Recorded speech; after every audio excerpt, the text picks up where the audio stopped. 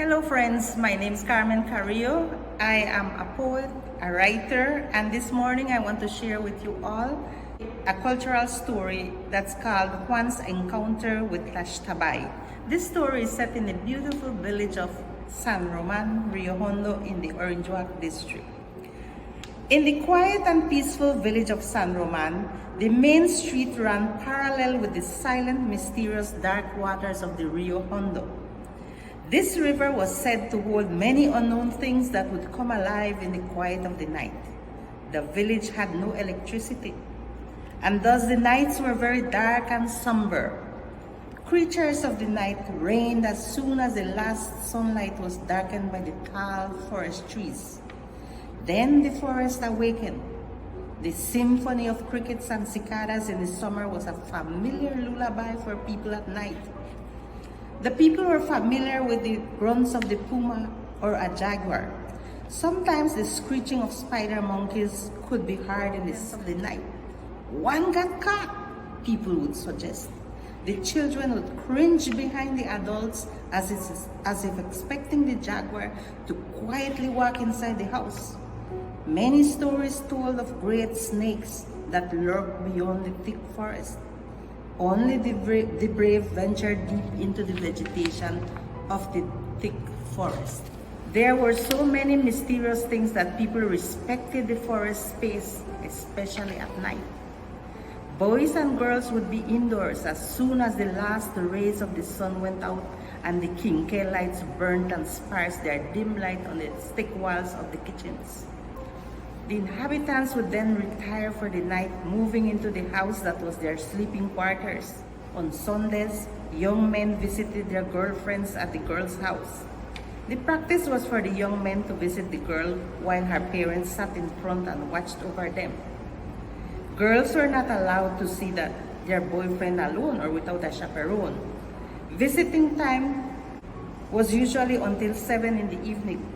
Thus the song says, "De domingo a domingo te vengo a ver. ¿Cuándo será domingo? Cielito lindo para volver." Words from Cielito Lindo, the song.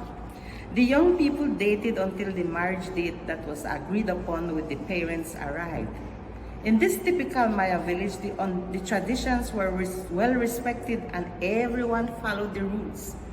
Now, you don't want to be caught breaking the rules, because the consequences was nothing nice to be proud of. Well, young Juan was compromised with the beautiful Maria. Her long black hair framed her lovely oval face. With her astounding dark almond-shaped eyes was a beauty Juan could not resist. This night was illuminated by the silvery light of the moon. The river seemed to sparkle and glimmer with silver lights. The scenery was particularly breathtaking. Though Juan had seen the moon many nights, tonight it seemed to be especially more beautiful than ever. Beautiful like Maria, he smiled to himself as he walked towards Maria's house. The distance was not too far, but there were empty lots along the street that made it especially lonely.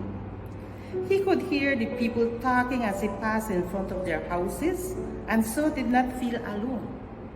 There was a horse or two tied up in the empty spaces, chomping on the grass in a very loud manner, and they blew their nostrils heavily. Across the river, he could hear the occasional familiar cry of a nocturnal bird, and saw on his path the common one they called tapacamino, which awaited for him to get closer and would fly away upon his approach. "You think you can frighten me? Ha ha! I knew you too good," he thought as he walked forward. His spirit soared as his thoughts went back to the beautiful Maria. He knew he had to put up with her parents' presence during his visit. The dog in Maria's yard welcomed him, upon which the girl came out, smiling sweetly at him. Her lovely dimples adorned her smile as she looked up at him with bright, sparkling eyes. "You noisy louts!" she screamed and chased them away. With her lovely smile and twinkling eyes, she proceeded to open the gate. "They are jealous. They don't want me to come see you." He smiled at her. They walked inside to greet her parents. Her father always had a serious face. The lady was more approachable. The two sat down in the usual long bench and started talking about their things. Juan had gotten used to their presence. At first he felt inhibited, but not anymore. Time went by so fast and soon it was time for Juan to bid his lovely fiancée goodbye. He took his leave and started walking back home. The moon was still bright, high up in the sky, and Juan was so happy that he felt like taking his time to get home. He wanted to relish on the sight of his dear girl and started remembering her scent, her silky black hair, and her small hands which he held in his. Suddenly, as if awakened from a dream, he realized that something was odd. He turned around and looked up and down the street. He could see no one.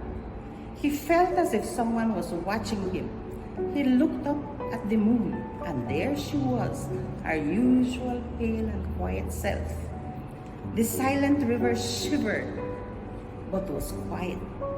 He continued walking onwards and was now in front of one of those empty lots with sparse trees and high grass. Then there it was. From behind one of those sparse trees walked out Maria. Juan stopped on his tracks. What is she doing here? He thought.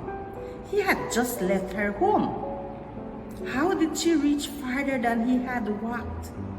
He peered intently at the figure down the street. Yes, it was Maria. He felt a pang of panic. They had not agreed to elope. Maria wanted a beautiful wedding dress. He picked up his pace and walked briskly towards the girl. But as he got closer, Maria turned around and walked into the tall grass again. Maria! He whispered loudly. He didn't want people to hear that Maria was out of her house at this time of the night. The girl stopped and waited for him. But as he got closer, she started walking towards the bushes and led to the forest behind the lot. Juan stopped. He suddenly realized that the night had become eerie. The crickets were quiet, and so were all the insects in the surrounding forest. Maria also stopped, as if waiting for him to catch up.